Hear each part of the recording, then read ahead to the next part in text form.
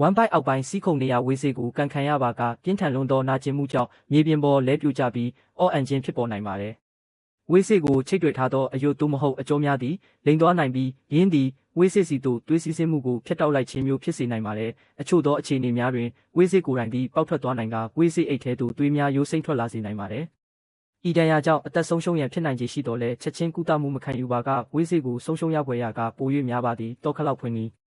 တစုံတစ်ယောက်ကတောခလောက်ဤတောထိုးသည့်အောက်ခြေနေရာထဲသို့တောဖွင့်ချောင်းတစ်ချောင်းကိုထိုးသွင်းပါကအတွင်းရှိတောချောင်းလေးများကိုမတင်နိုင်ပြီးတော့ကိုဖွင့်နိုင်ပါတယ်။သို့တော့တောဖွင့်ချောင်းမရှိပါကဆိုတာဘူးရဲ့ဘေးဘက်မှပုံတံအပိုင်းကိုဖျက်တောက်ပြီးထိပ်ပိုင်းကိုခောက်ချိုးကအစားထိုးအသုံးပြုနိုင်ပါတယ်။ထို့နောက်ထုံပုံတံဤခြေထောက်နှစ်ဖက်ကိုတတုချောင်းသို့မဟုတ်အခြားပစ္စည်းတစ်ခုပတ်လည်တွင်ပတ်လိုက်ပြီးအလဲတိတ်ကအပိုင်းကိုထောင်နေအောင်ထားရှိရပါမည်။ထိုထောင်နေသောအပိုင်းကိုတောခလောက်ဤတောထိုးသည့်အပေါက်ထဲသို့ရှော့တိုက်သွင်းပြီးအောက်ဖက်သို့ဖိချလိုက်ပါ။